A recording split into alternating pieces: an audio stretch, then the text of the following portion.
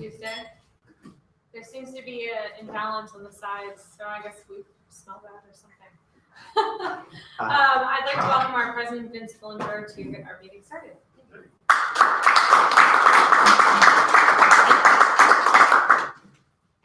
you, and good morning, everybody. Welcome to the third session of Speechcraft, hosted by TechMasters.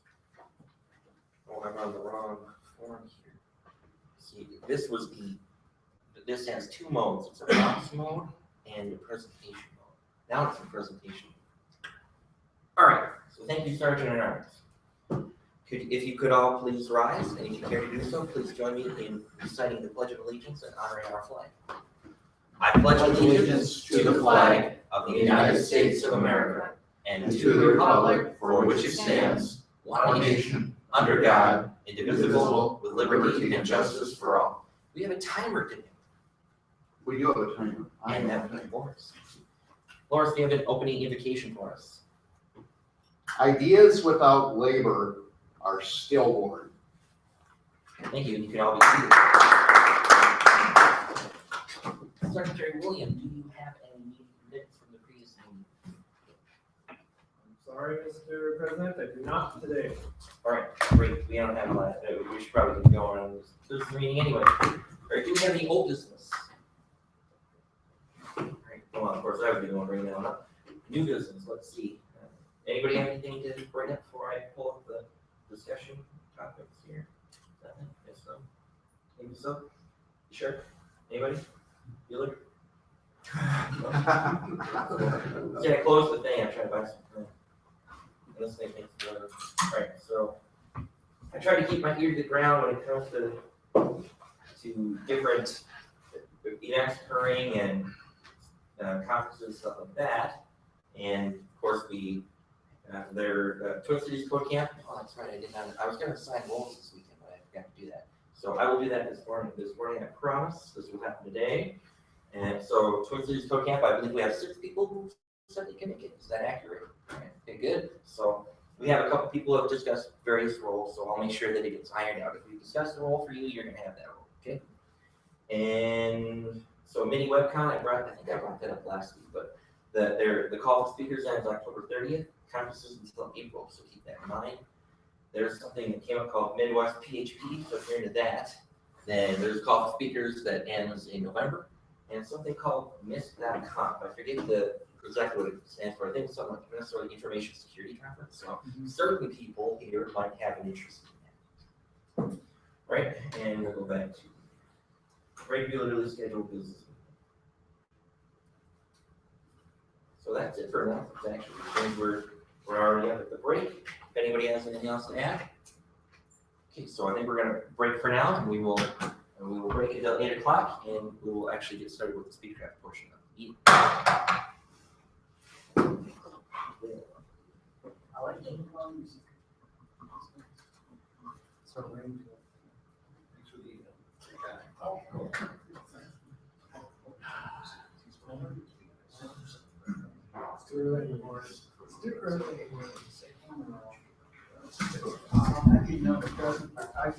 That's what I thought, an hour and a half ago when I left the house.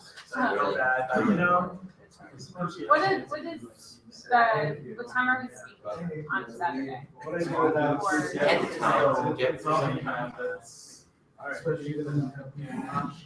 Even it 2:15. out. 2:15? Yeah, 2:15 is the session at Cooking. I think Mike and I are speaking directly. And you need somebody at the booth? Okay. I think that, when you're, like, I'll be there all day, so I'll go in there. I don't want to force anybody, it's free, so it's not like. Yeah. I also have to go to my booth too. All right, cool. Yeah, so, stick at your booth.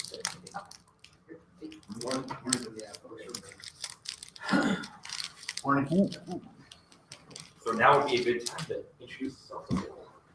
Will. We're familiar with each other. Hey, you do. Good to see you, Joe. Good to see you. You go by Will or do you go by? I go by Will. Yeah, all right. Nice to see you.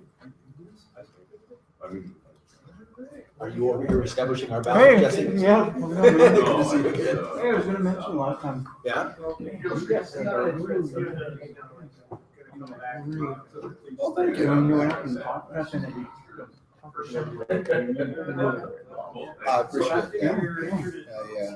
No, I had a lot of fun with that. That was, I haven't done a lot of speaking in this context, but I did some drama in college. Okay. When I first got to Minneapolis in 06, I went down to get I was getting season tickets in Guthrie. Okay. And along with my packet, they do classes down there. And I didn't know that. yeah, they do actually. So I didn't know that either at the time, but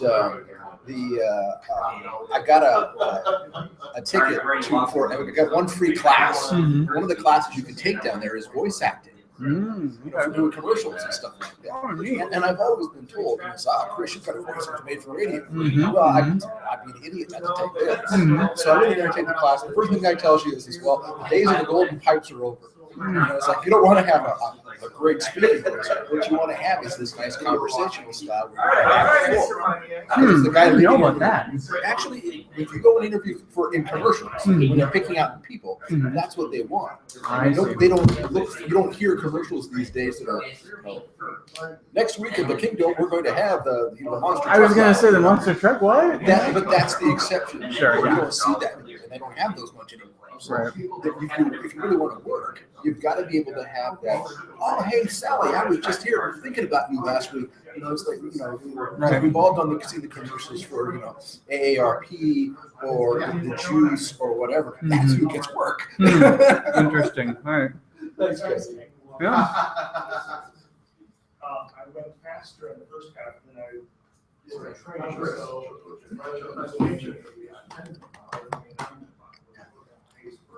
just under 4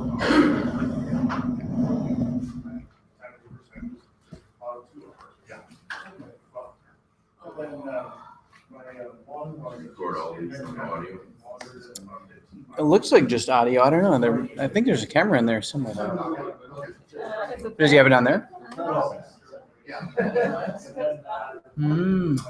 Super high tech. Leon Jump. Pleasure to meet you.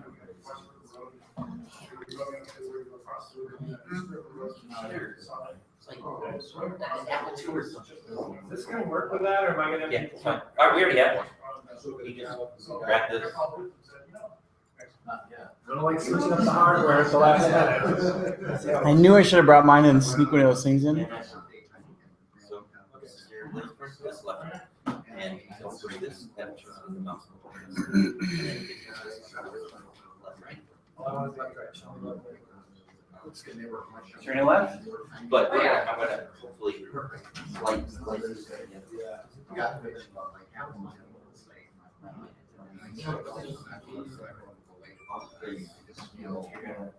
Feel exhausted. That's what I heard that.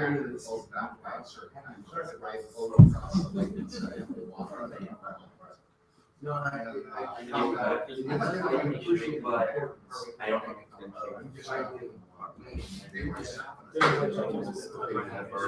Yeah, you said something. Okay. Take a swing at it. Give it a call. Man, too much fun. Who brought you in? Good. I just found it. Yeah. How about you?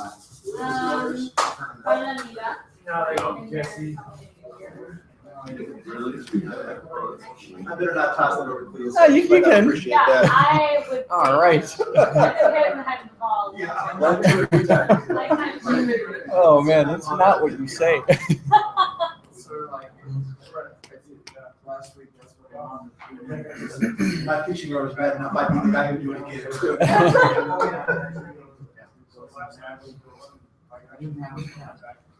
So these are my tomatoes, just so you know. I sent you some. Just saying. I can't hear you, Jesse. It's probably a good thing. Did you try recently? I'm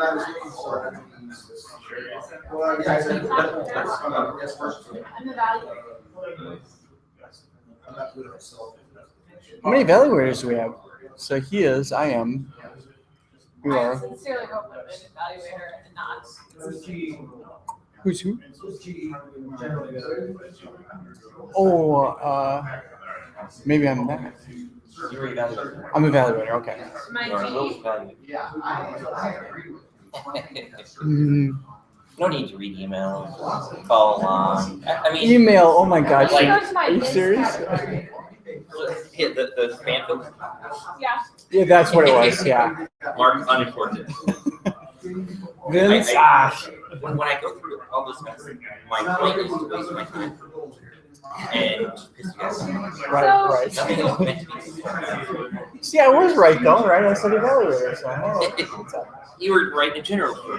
General. I'm not general evaluator. Yeah, generally evaluate. So the 12th was what, last week? Yes. So this week is what? Yes. Yep.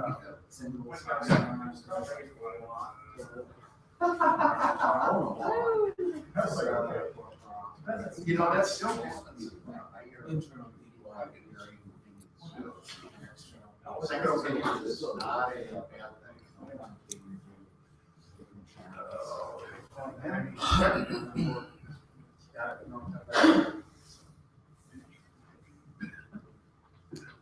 Hey, William, do you have a pen by chance? What do you need a pen? No, I don't. Well, Here's yours. I would actually.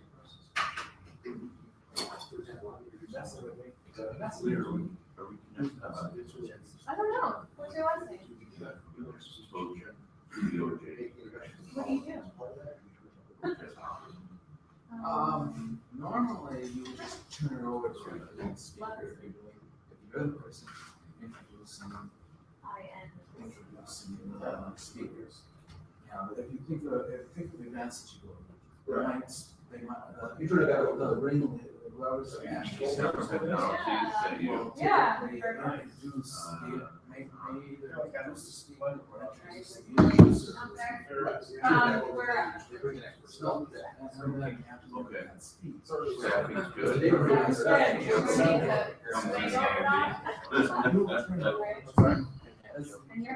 office. Yeah. So which building are you? Right off of. You know, so today I will finish my speech. Like 262. Well, Give your icebreaker out. Everyone else does. no. Okay, that's fine. That's a good question. To-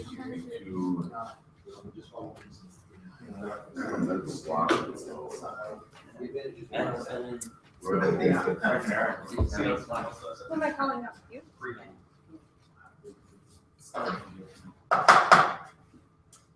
Wow, how efficient.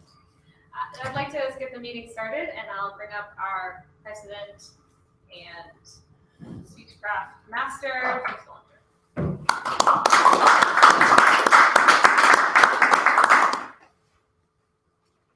Morning, everybody. As I said, thank you for coming to the third session of Speechcraft hosted by TechMasters. On to the real portion of the meeting here. So, thank you, Scott.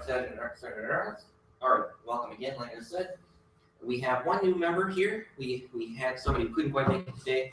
Roger Schrader was pulled into work, so he couldn't make it. But if that happens to you, fellow participants here, if that happens to you, just hold on to your speech, and we'll do it in December. No big deal. And then you can have full credit for everything and get your 3 speeches got done. So Roger's gonna hold on to that, and coincidentally, Brett's kid got sick, and he's got to stay home with her. So that's his advisor. So no biggie. Didn't affect anything at all whatsoever, except for the elective process.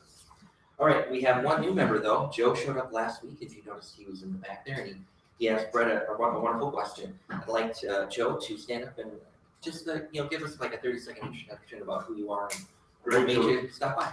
Joe Tojak, great to be here. I just noticed the group in Meetup and actually performed as MC at a developers conference this year and wanted to work on that and do better for next year. So,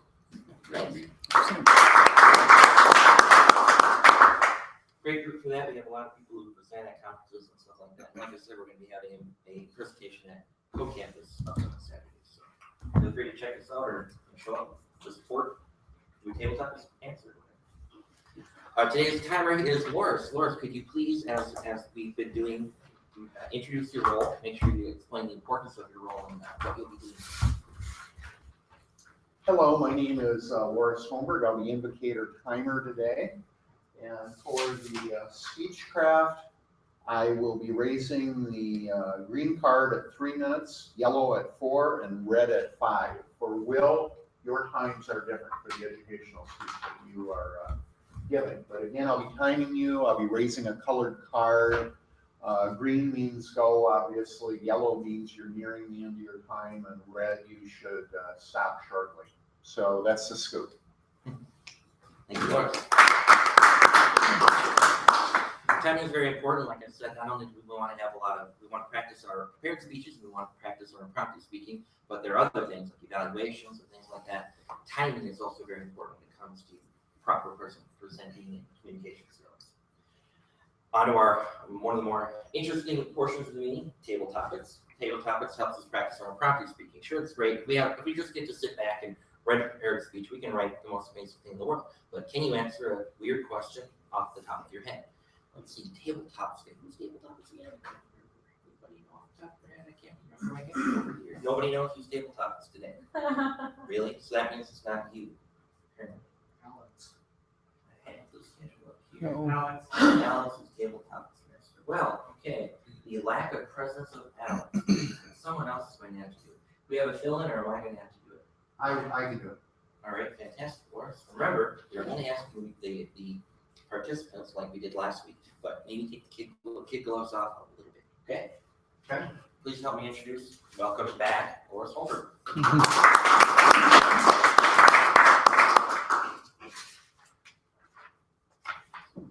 Thank you, Vince.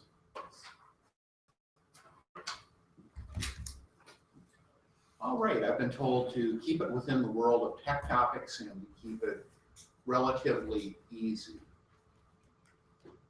Okay, who is eligible under Speechcraft for table topics? Okay, all right, in the back in the green shirt. What's your name? Jonathan. Jonathan, okay.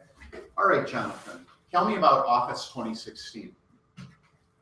Office 2016. Thank you for the introduction and table topics discussion topic. Office 2016, I know nothing about it, so I'm going to talk about something I do know about. A video game that recently that I was really kind of excited for that has been put out as a playable trailer in the past year or so, but is now being canceled, is a game called Silent Hills. What was very exciting about it is that there is a series of video games in the Silent Hill series that I really enjoyed. The first 4 in particular were really well done.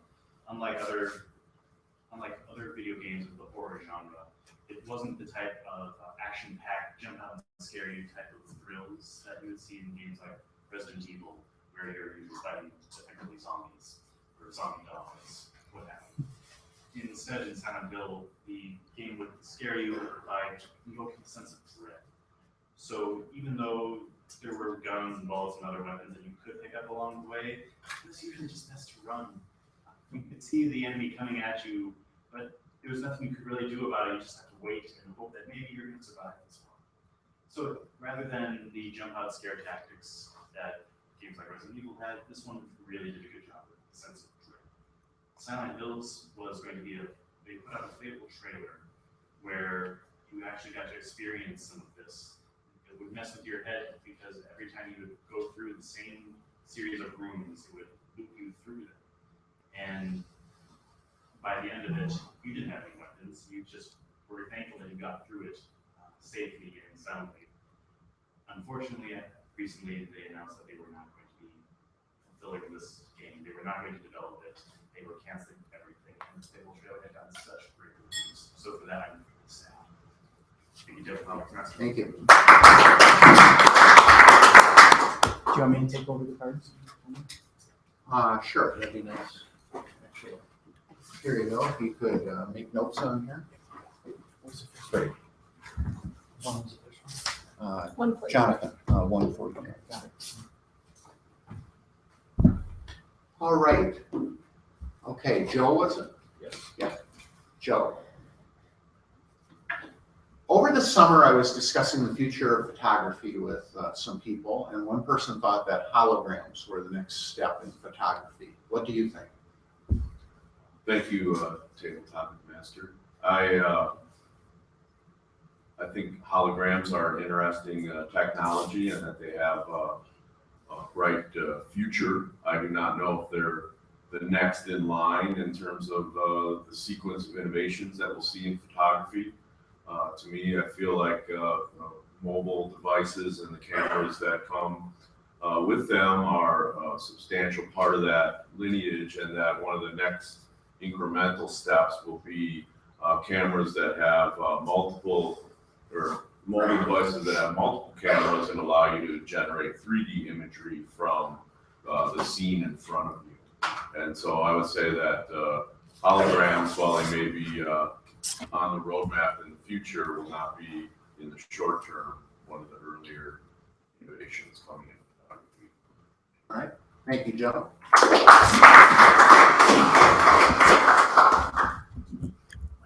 Okay, Chris.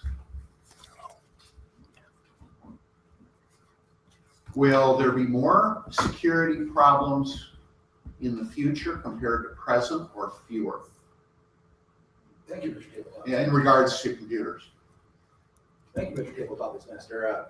I believe that the nature of security is that it is an endemic situation.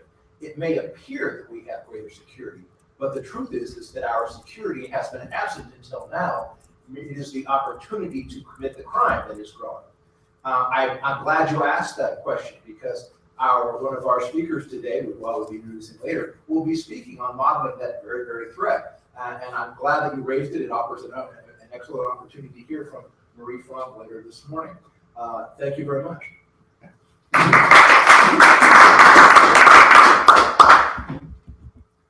Marie,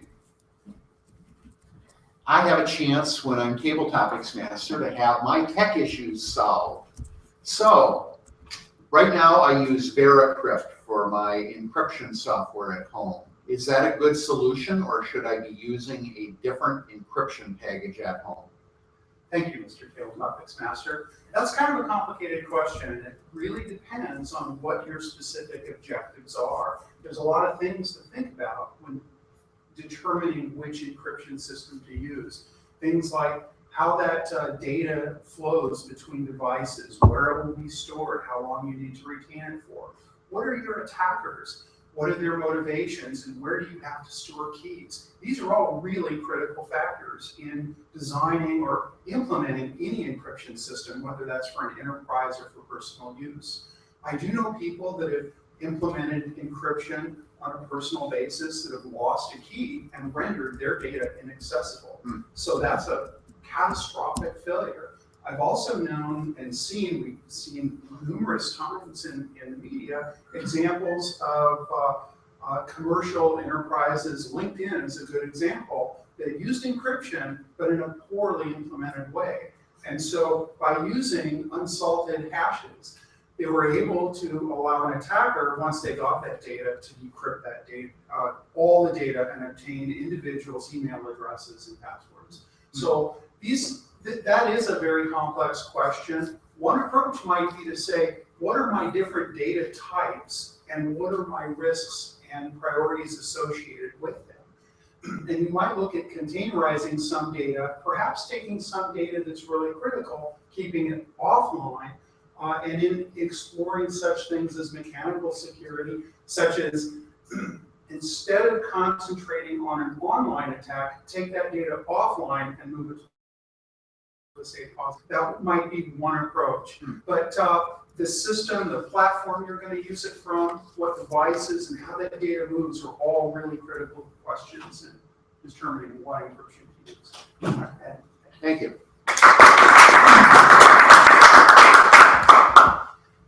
I believe I hit everyone that is qualified to participate. Vince, any comments?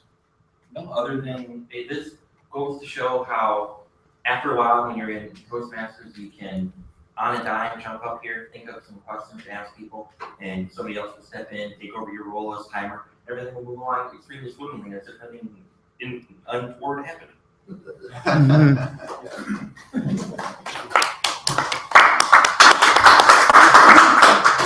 As 2 weeks in a row at Tabletop. so now we're gonna go ahead with the organizer's speeches. We're gonna go in order, from the same order we had before.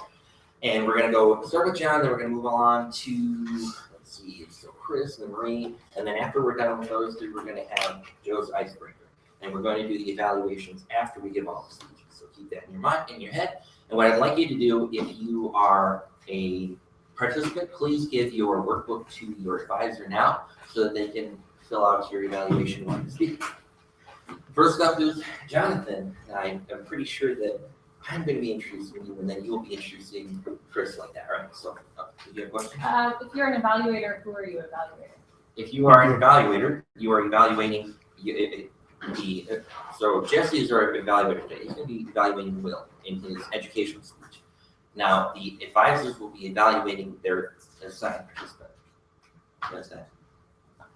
Okay, great. Awesome. So first we're going to have Jonathan up here. Jonathan has been a member for a couple of months now, and so I'm forcing him to go first so he doesn't get any extra preparation or learning any tips from other people, because clearly he has so much more experience and far more polished than the rest of you who's been here for so long. If you could please help me give a warm welcome to Jonathan.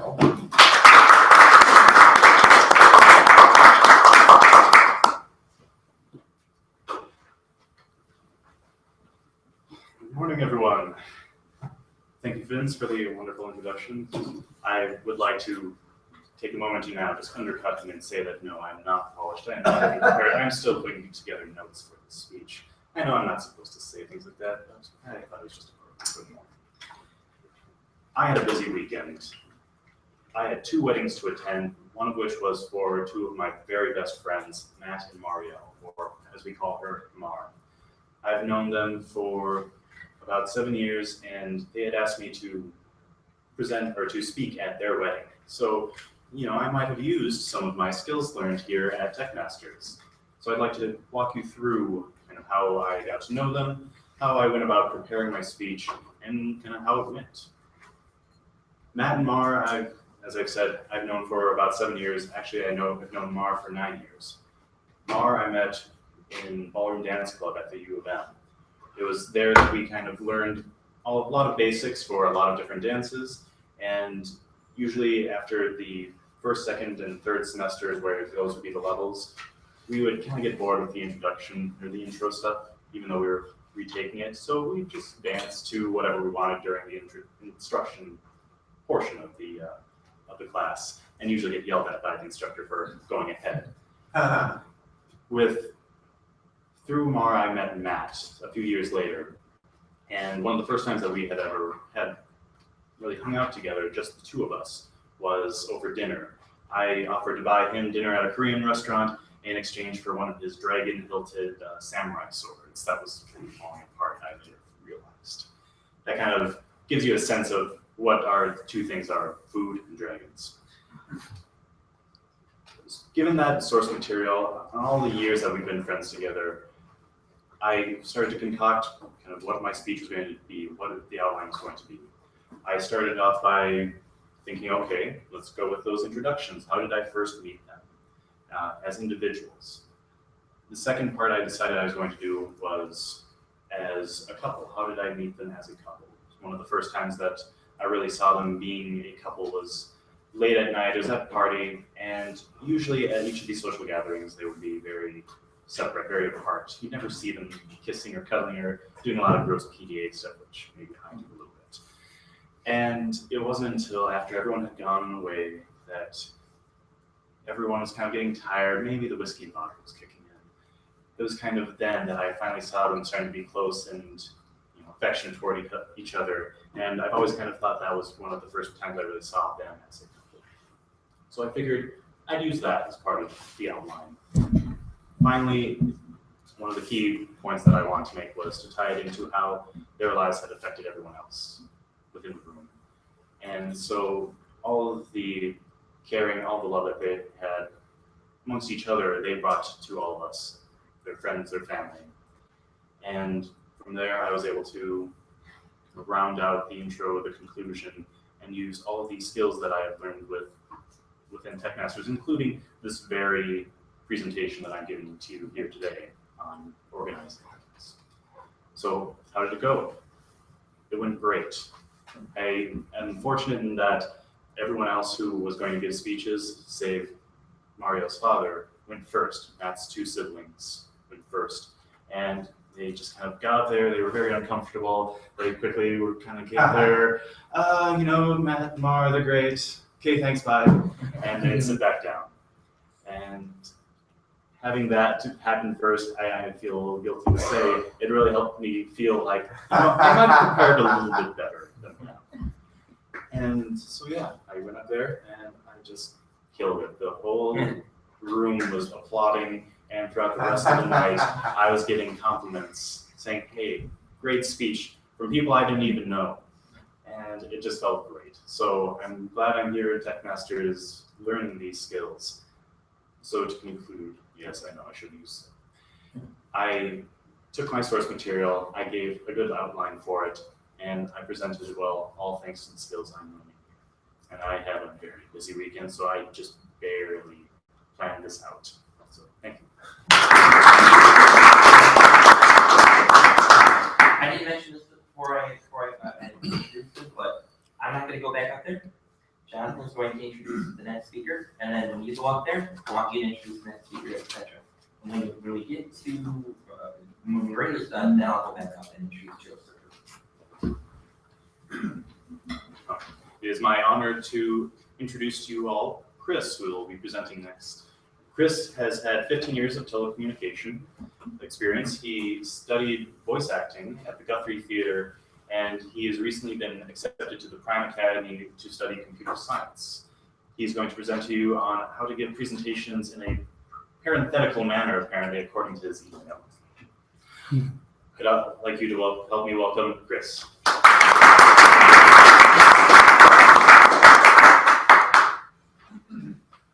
Thank you, Mr. Toastmaster, Mr. Table Topics Master. My apologies to Vince for the parentheses. There's a typo in my email originally. Thank you very much for hearing this morning. By now, we should all be familiar with the basics of organizing your speech. We all know that you want to have the three elements of an introduction, your body, and your conclusion, which would wrap you all up and should ultimately grasp and persuade them to your point of view. So I'm going to talk a little bit about how to transition from the structure of your body and actually fill out some content for you. The first thing you're going to want to know is to introduce your, to grab your audience and,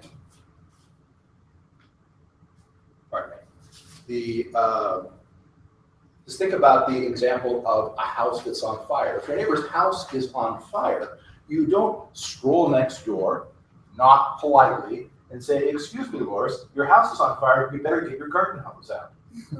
You need to find the center of your audience, find what's essential about it, and move into that moment. If your neighbor's house is on fire, you would run next door screaming, fire, fire, fire. In these three words, you find the essential components of all your speech. You've given a compelling introduction, which immediately grabs their attention, hopefully. You've established an essential fact and given a call to action. Get out now or call 911. All of these things are fundamental elements of your speech, which should draw you in your introduction.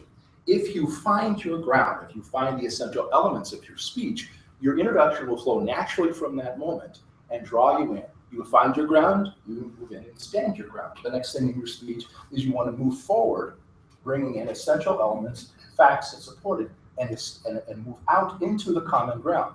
The great strategist Sun Tzu described the component of the serious ground. And he described this as when an army moves into the land, leaving 4 to 5 cities behind it, this is serious ground. And this is the time when an army claims plunder. This is when they come in and they take the gold, they take the resources, they burn the land, they take crops. Serious ground is when you're in contention. When you're up in front of the lectern, speaking to your audience, you control the ground, you control the audience. This is your opportunity to persuade, to take in hearts and minds, to change opinions and attitudes. The opinions and attitudes of your audience are plunder. Take them. This is when you have the opportunity to bring in new bodies and to compel your audience to their attention. When you move out at this point, you want to move into a wrap-up. You're to compel you to conclude by summarizing it with a call to action or a summary of your events. You want to have a new perspective which sends your audience in a new direction. We can do this by bringing in a style approach. You can do it with the simple facts, you can do it with a call to action, but the essential element that you want to bring in is the attitude or tone that you present yourself in. As you heard earlier, I did study voice acting, or commercials, how to do commercials essentially, at the Guthrie Theater for a very, very brief time.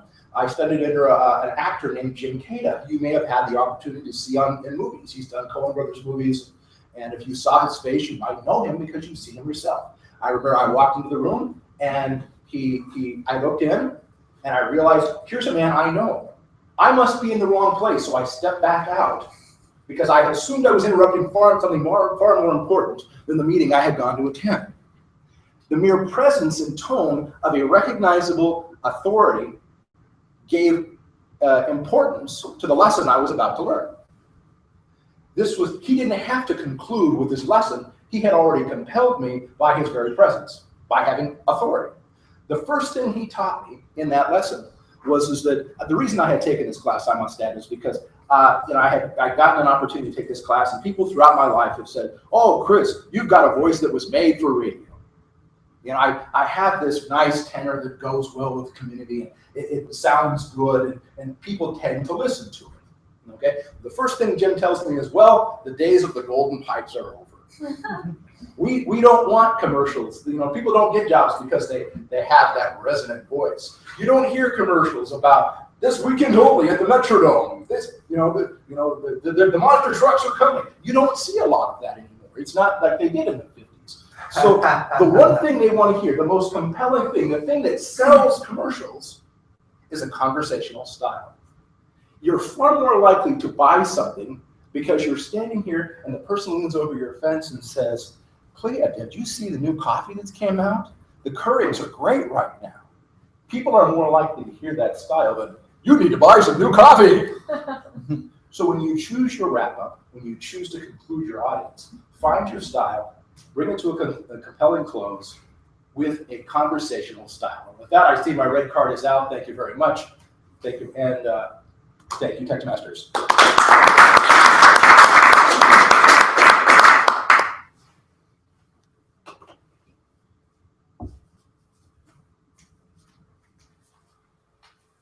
Our next speaker will be Marie Fromm. She'll be speaking on the topic of, I want to get this absolutely right, which is why I have my card out, application security threat model. She's got 15 plus years of information security experience, and she'll be emphasizing lessons from her experience.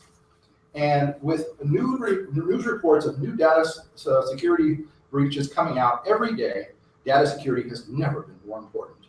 And threat modeling is a critical component of that. Thank you, Marie.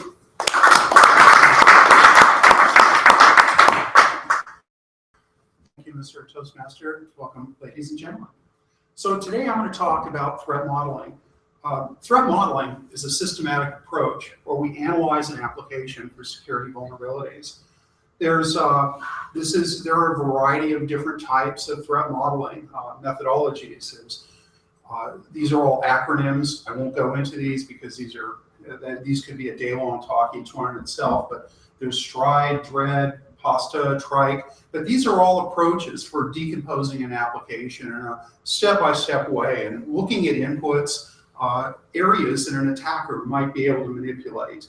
So I think one of the most important things about threat modeling, regardless of your methodology, is to think like an attacker from the attacker perspective. If you remember nothing else about threat modeling, that is the most important part.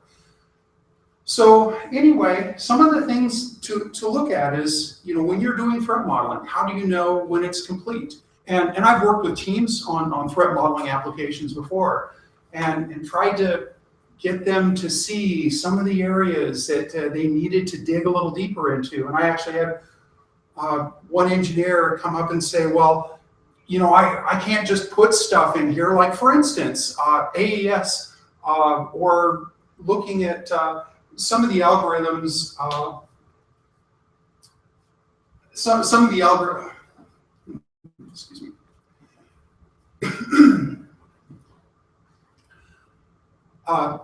Some attacks might not be realistic, and so diving off into rabbit holes on attacks isn't really productive. But the main area where people tend to fall down is they're not looking at it from an attacker. And I can think of one example where I looked at a system. It was provided to me. It had some data that had to be kept secure under any circumstance. And so the engineers gave me this system, and I took it for a 24-hour analysis and took it apart. And I came back, and the next day, first slide was their secret AES key. And this was a pretty big deal. They were pretty shocked. And they said, "How did you break AES?" Well, I explained to them, I see AES encryption. If you imagine this thick bank vault that goes from floor to ceiling and wall to wall, and it's heavy steel, there's no way I'm getting into that. So what I do as an attacker is I think, what are the alternative methods I could get into this system? Can I get into it from the ceiling or the floor or the walls? Or can I ride along with somebody that opens that bank vault legitimately? And so these are all approaches that an attacker thinks of that engineers often don't. And that's really kind of an important point, because engineers think how to build systems and make them work correctly. They don't think about what are all the weird ways somebody could misuse this thing to do things that they never intended. So anyway, I explained to them on this system, and I was pretty sure I talked about the importance of protecting keys, and they'd gone through this ungodly obfuscation, to store the key.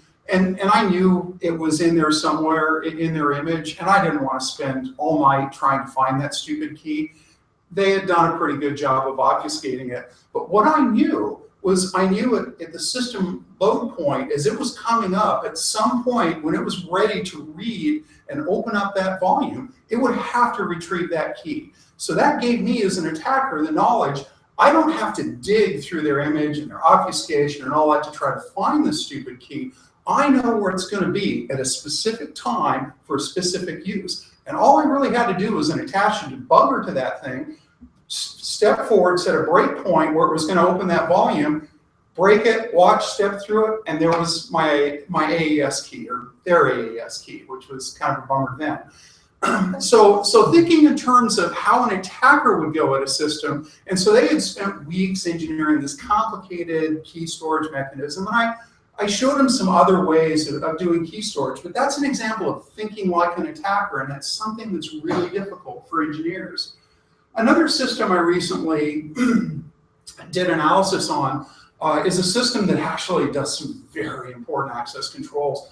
It's this company makes systems for government, power plant, nuclear facilities, medical device companies. And I was really irritated that this system had poor security in a TLS connection. And so I started taking it apart and looking at ways that this system could be hacked. And indeed, I found several ways that this system could be. And it was, again, thinking like an attacker instead of a defender. So anyway, just to close, I think, so what is the most important thing you're going to do? Not think like a defender, but think like attacker. Awesome. So that really says you need the right mix of people on your teams, and sometimes that might mean bringing in someone from outside to help identify that threat model. And I do not have the introduction for my next speaker because, okay.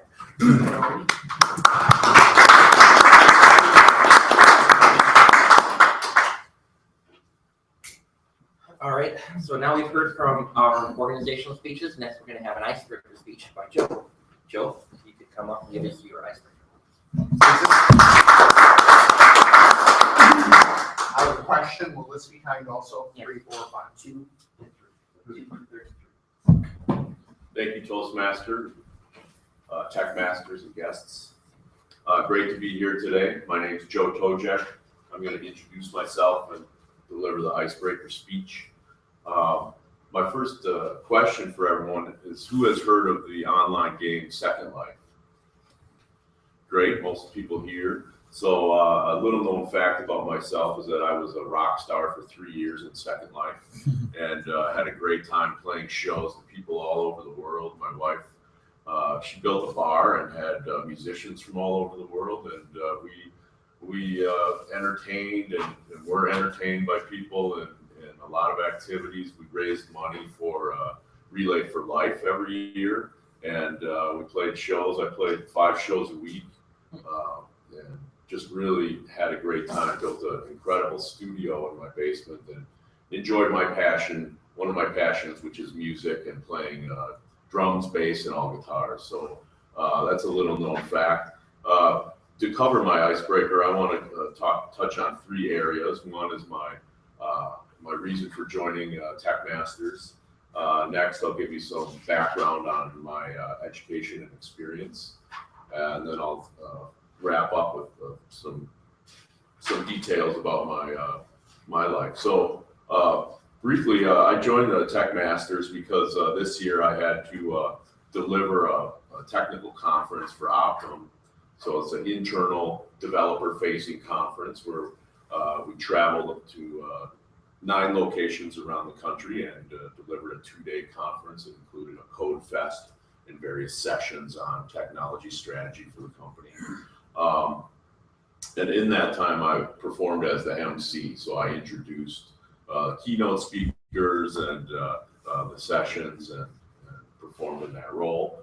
And I really enjoyed it. So when I found the TechMasters, I decided that it would be a good idea to continue that practice and work on it, that skill for next year as well, because I'll be doing that conference again.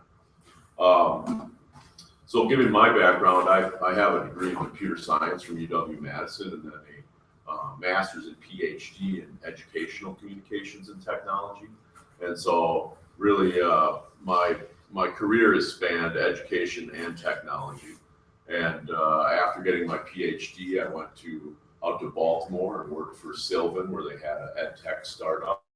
And I helped take their Sylvan Learning Center, the U-shaped table model, and bring that online with interactive whiteboard. And the students had voice over IP and Wacom tablets, and they did their lessons in an online fashion. Did that for a number of years. I transferred to their online higher ed facility, and then was able to transfer back and worked as principal learning architect at Capella University for 8 years before I joined Optum in the technology area. So in the last, so that's the basics of my career and background. To wrap up, I want to say thanks for having me, and I hope you enjoyed my icebreaker speech. Thank you very much.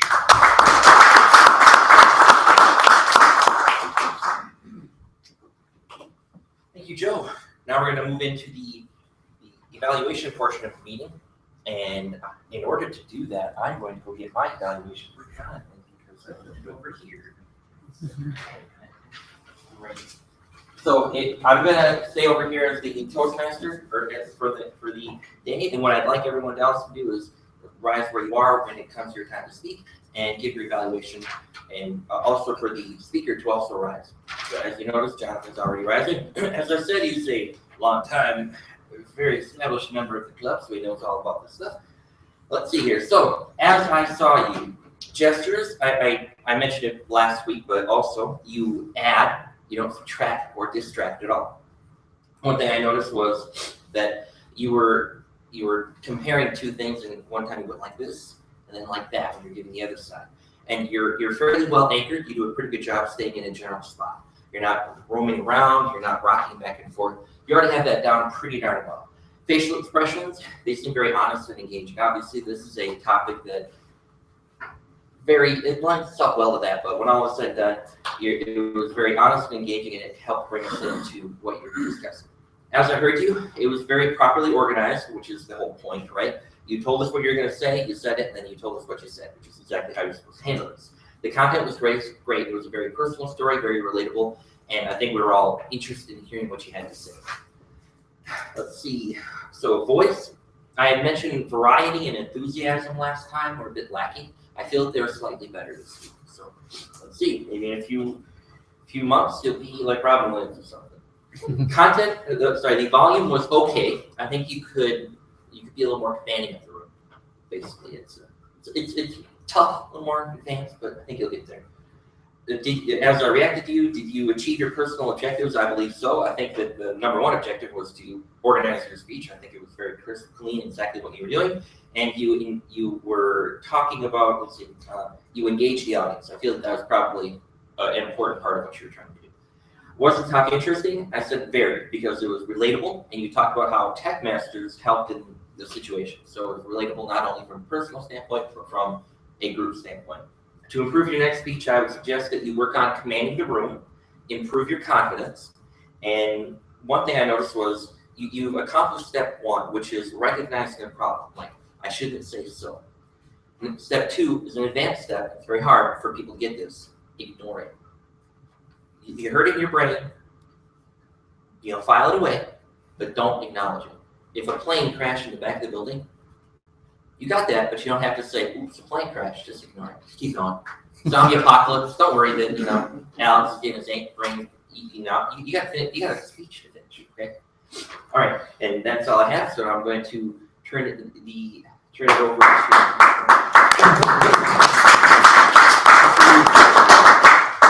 So our next evaluator is Tony of Chris.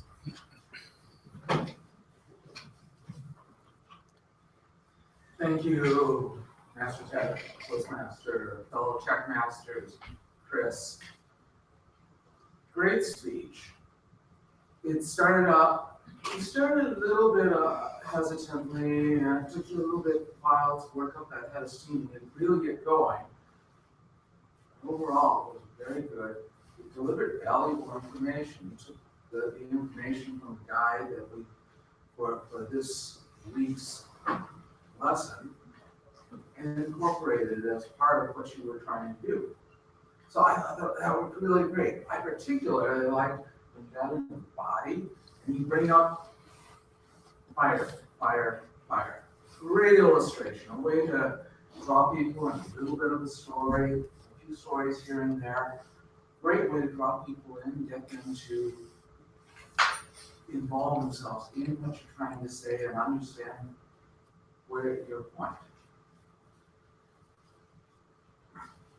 Let's see.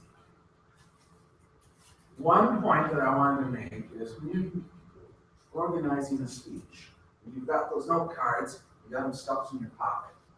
At one point, you just sort of stopped. And it's not bad to have a pause here and there, but then you have to take it out and dig through the cards. Try to either have the cards maybe in hand and just sort of toss them as you're going or whatever, stuff them behind, but keep flowing, make your pauses intentional. That would be the biggest step I would say to do as the next, as sort of the next step to make improve. But again, you did a great job. You have a decent introduction, really great body. You relaxed, you moved, you made sure that everybody saw that you were into it. And then your conclusion was good. So overall, great job.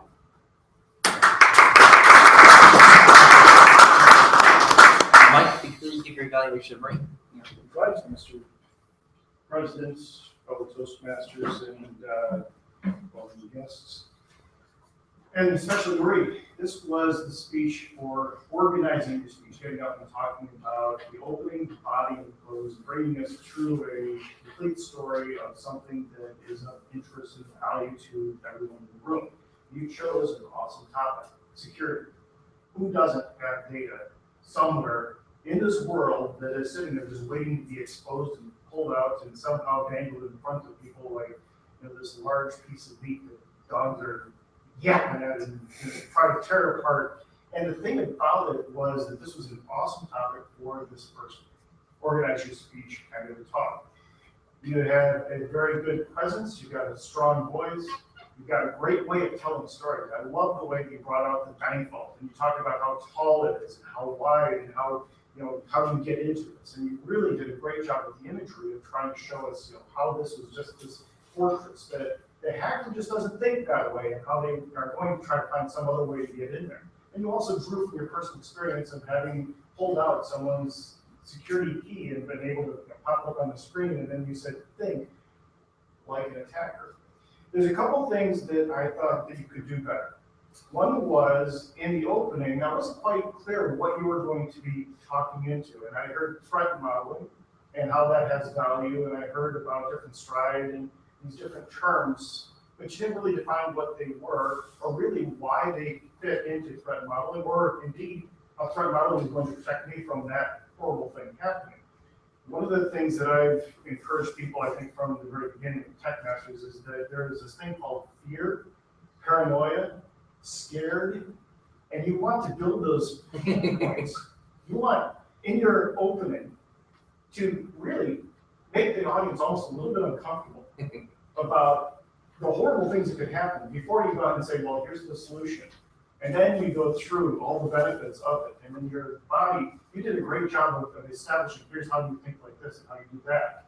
But with the opening, I think you could have given a lot more impact and really driven home and just riveted everyone's attention to you. There was one part where you paused, but you kind of almost were losing your voice. And instead of apologizing, which is great, you just said, and then you continued. And that pause is something that a lot of people have a hard time with, but you really did it well. And then when you came back, you weren't like trying to get back into it. You had a strong voice and you continued all the way through it. I thought that was really, really well done. In conclusion, I think that when you got to the end of your speech, you kept going, and then all of a sudden you turned and said, now I need to introduce. And it was almost like there wasn't the end of your speech before the next thing you had to do was. And I would like to see you stop, pause, let the audience acknowledge that you're done. Wait for them to acknowledge, almost like what Vince did, where he just started, finished his evaluation and went right on to introduce the next person without letting us platform. You have to let the transitions happen.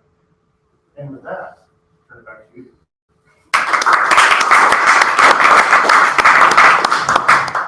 And Will, could you please give your evaluation of Joe's icebreaker?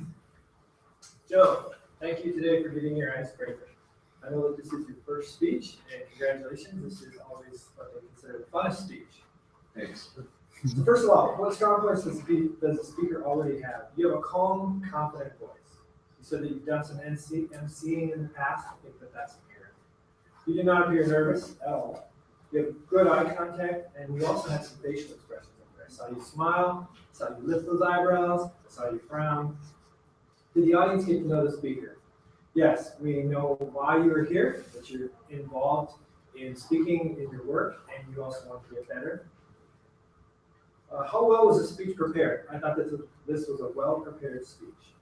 You told us in the beginning, based on today's Speechcraft organization, what you were going to talk about. You told us it's your icebreaker, and you told us it's going to give some history about you. How clearly and audibly did the speaker talk? Your speech was very clear, clearer than mine. But I wanted more vocal variety. Your pronunciation is great. Like I said, you have a very calming, confident voice. You had a good pace. You didn't go too fast. You didn't go too slow. Did the speech have a definite opening, body, and conclusion? I feel it did. You laid out the outline ahead of time. You filled it in with the stories that you told us you were going to tell us. You didn't go too long in your stories. You gave us enough so that I felt, okay, yep, that was point one. I'm ready for point two. The last one is, what one or two specific suggestions can you give to help the speaker improve? I'd like to see a little more vocal variety. I'd like to see you get excited. Right. Or maybe lower your voice at things that are, what would be the word for it? I'm struggling here. Mundane. Not mundane, but you know what I'm saying. Vary the voice a little bit more. I also saw you start out with your hands in your pockets. It's difficult, even for me, when we first start speaking, where do we put our hands? What do we do? So just two little pointers there. Otherwise, I thought it was a great icebreaker. Thank you. Next item for discussion here is our educational speech. Not only do we have all of your participants practicing your presentations and your public speaking skills, but we do have a handful of educational topics from our experienced Toastmasters. Today we have a very experienced Toastmaster, Will, who's just giving his evaluation here, who is going to be giving a presentation on General and Specific Speech Services. Please help me in welcoming William.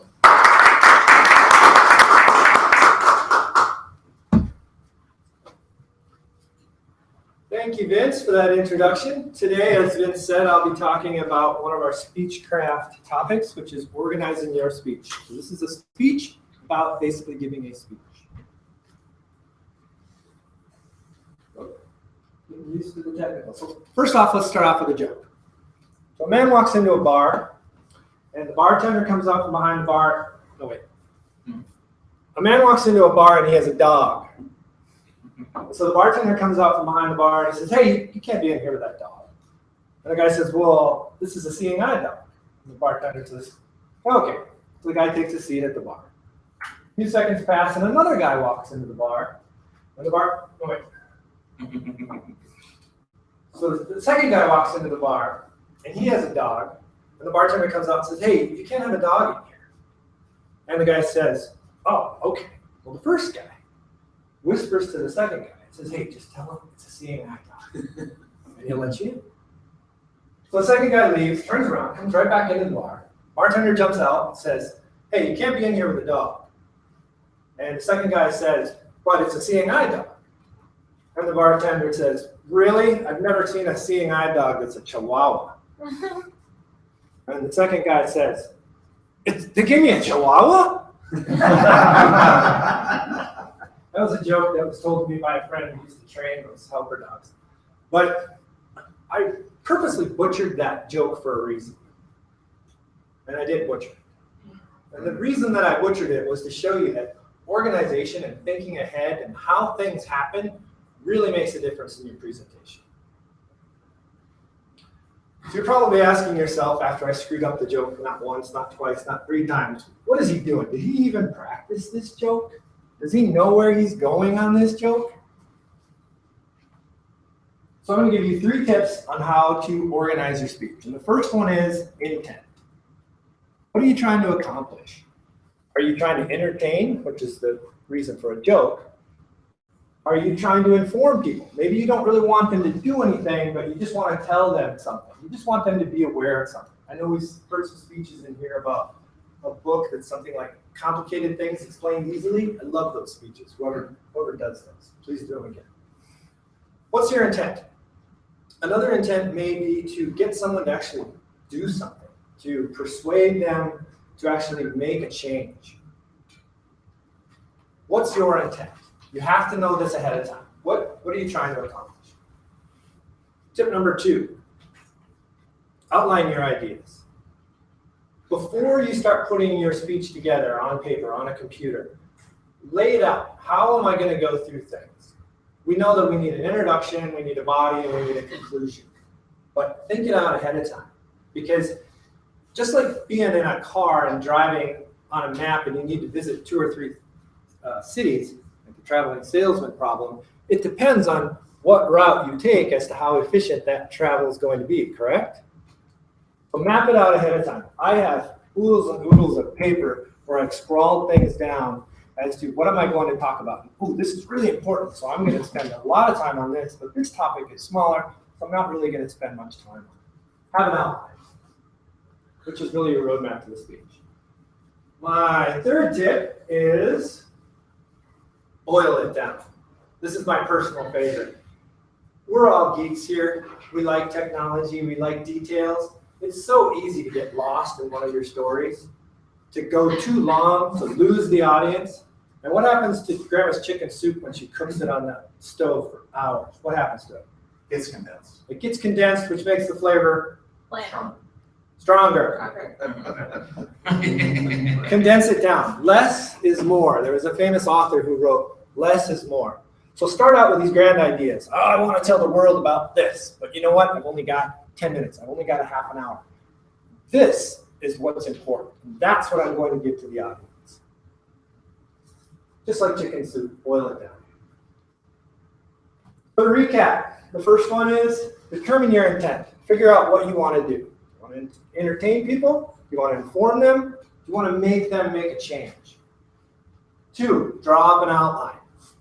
Map out your roadmap before you deliver your speech. Have a destination in mind. 3, Boil it down, just like chicken soup. The smaller you make it, the more stronger the flavor. Thank you very much.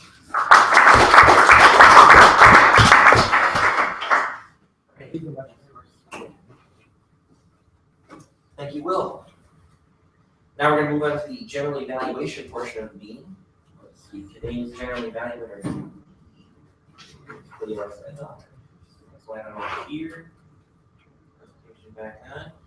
And go over to the proper slide, which is right here. If you could please all welcome me in.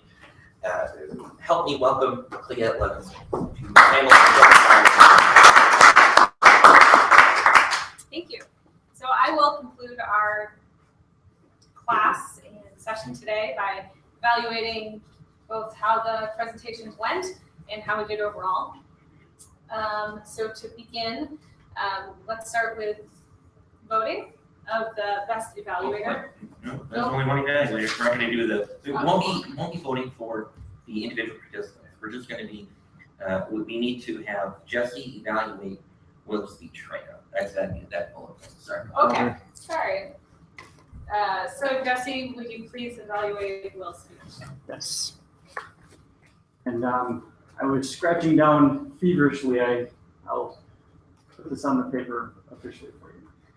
Now, you're a guy that I really respect, so I'm probably the worst person in the world to give you this. What I have written down is mostly good things. I really can't pick out a heck of a lot to give you advice on. You walked around, you were very clear, you had a lot of really good eye contact with people. You had a really good use of your hands when you're like, oh, this much or this much, so that was really good. Or when you're turning on the stove and stuff like that, and really good use of your hands. Your voice, very, very good. You even had your arms out and, you're like, and then you're kind of doing other things.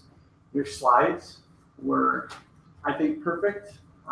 They were to the point, but not distracting, which is always good. I always tend to do the ones that are extremely distracting when people are like reading and stuff like that.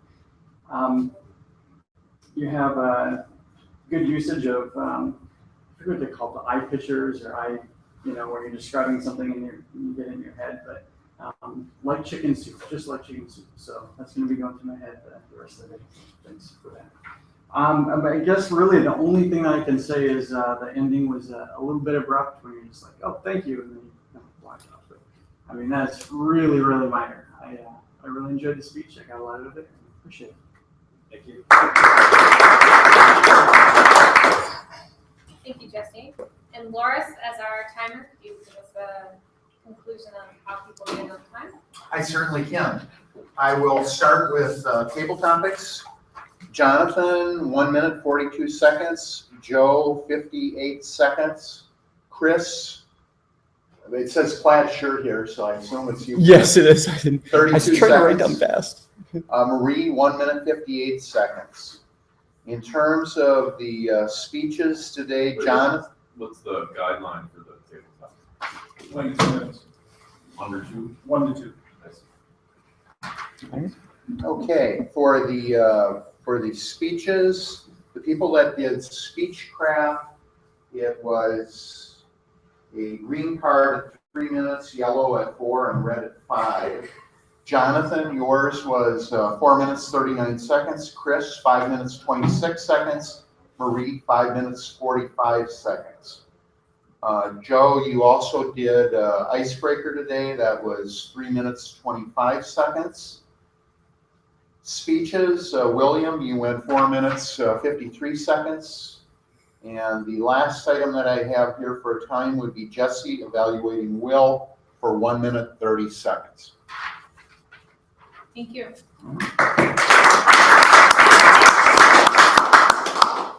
So now I'm going to give my thoughts on Toastmaster. Loris, as a longtime member, you had no problem stepping up and pulling topics off the cuff of your sleeve. And as a non-technical person, you were asking questions that I think engaged our audience, who are technical people, and gave them a topic to jump off of. Jonathan, you did not like your topic and you did not let that deter you. You moved straight into something else that you're clearly passionate about and informed us on a topic that I have no idea. Now I can talk about that with someone who likes video games. So thank you. Loris, well done for stepping up, and everyone stepped within the time, and I think we're engaged in their impromptu speaking. Next, so table topics. Loris, you have the wonderful honor of giving the Wise Old Owl award. Okay, I will do that, and I would give the Wise Old Owl today to Marie.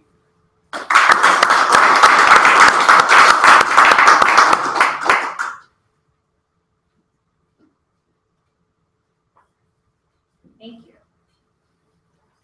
So thoughts on our speaker, which would be Will. Will, I loved your speech. I thought it was very well thought out, especially with the slides, like Jesse mentioned. I mean, they were attractive to look at, which is nice. You started with a joke that I thought maybe you just didn't know what you were doing.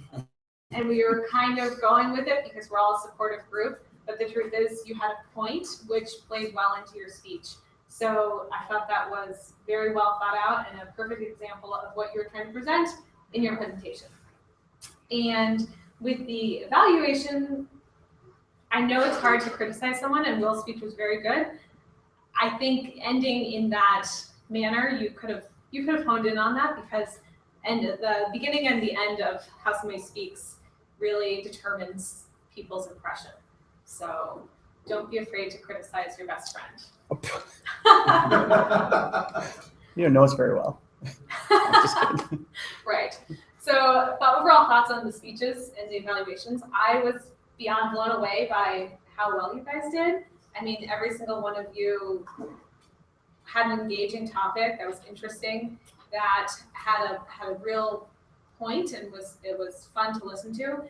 And to hear you progress from just a month ago or a few months ago for you, and Chris, you walking down the aisle and engaging with different people in the audience, I think that's an advanced step that a lot of people don't do. And then Marie, your topic, I could probably listen to you all day because I love what you were talking about. And just like in your evaluation was mentioned, you had a wonderful visual effect with the vault. And it makes me think, as I talk to people in this industry, how you really can think like a hacker. So I loved your speech as well. And the evaluations, the only thing I'd say is we're all here to learn, so it's okay to be a little more critical. I think people try and placate and not hurt anyone's feelings, but it's okay to mention that, hey, work on this, because in the end, we're here to learn. So keep that in mind. Overall, well done. I will bring back our Toastmaster, Vince, the man, the wonder.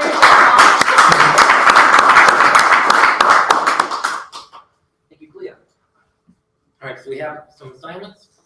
What we're going to be doing next week here is we have if you could look in if you go through your workbooks, you'll notice you'll be reading chapter 6, get to the point, and chapter 7, evaluate the speaker in your workbooks. You'll have a 3 to 5 minute speech just like today.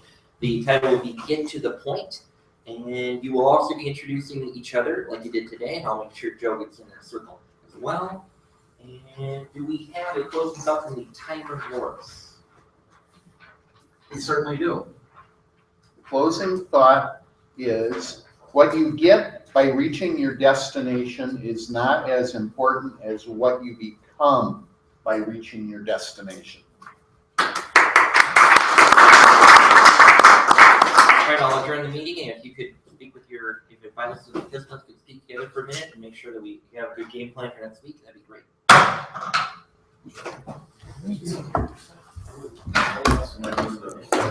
Friend.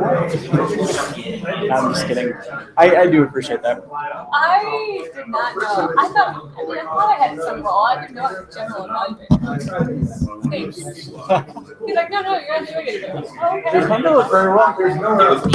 Seriously. Whatever. I'm juggling. I had to bring them on. Whatever. Yeah. So what are you up to? Where are you working with? At home. Lucky dog. Yeah. We had an office down the road on 66 in Lindale. So you know where Lynn 65 is? Yeah. Yeah. So right here, actually right underneath there for a while. Yeah. Do you have a team of people or? A few. Yeah, we got 2 guys that are full time. A couple that are part time.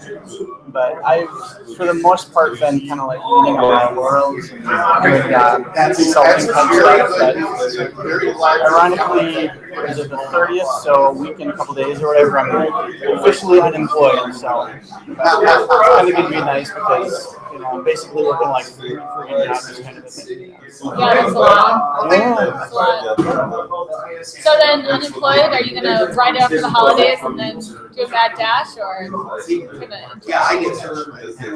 gonna run my own company. Okay. Yeah, so I mean, there's plenty of work. There's tons and tons of stuff. So, and when we get to actually like do it the way that we want to do it, which in my opinion is normally better than how we currently do it. Do you go in? I mean, are you going in into a company and selling? This is my team and what we can do. Yeah, and for the most part, I think consulting really helps me with that because I can go into a company and say I'm selling me, so to speak. Right. And, for the most part, it's them kind of thinking that it's like me and possibly like one other person, like design or something like that. But that's fine, and then we just handle 4 or 5 projects at a time and stuff. And are you in the weeds, doing any development, or are you? Yeah, I am, and to be honest with you, I really do love development, but growing a company, you can't You can't do everything. Yeah. You have to pick and choose. It's rely on your friends and people in the field. And stuff. Yeah. So yourself, what's your career goals? Kind of a little disheartening.